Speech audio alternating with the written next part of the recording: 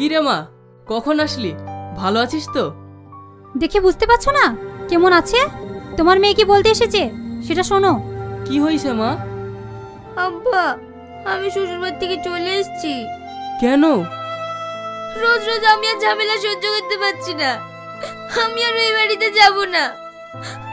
দেখ মা, স্বামীর সংসারে প্রত্যেকেরই ছোটখাটো একটু অশান্তি হয়, সেইগুলোকে মানিয়ে নিয়ে চলাকেই সংসার বলে। দেখবি কিছুদিন পর সব ঠিক হয়ে যাবে।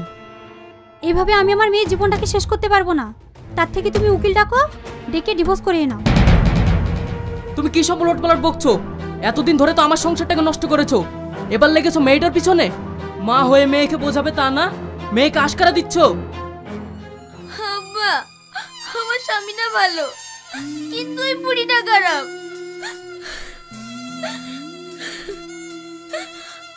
আব্বা, একটা কাজ করলে হয় না? কি কাজ? তুমি তো ডাক্তার, তুমি তো সব কিছুরই ওষুধ দাও।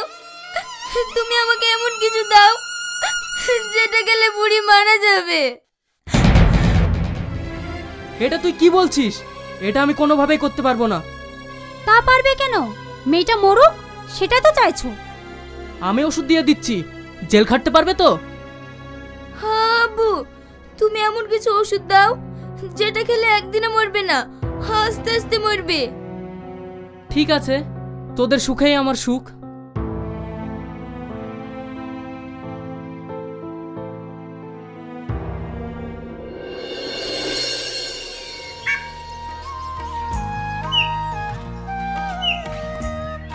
কি ব্যাপার, চলে আসলে যে? কেন, আমার বাড়ি আমি আসতে পারবো না বুঝি? সে তো পারোই।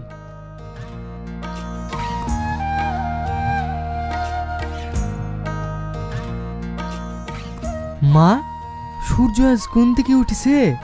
ব্যাপারটা আজ কেমন কেমন লাগছে না? সেটাই তো ভাবছি।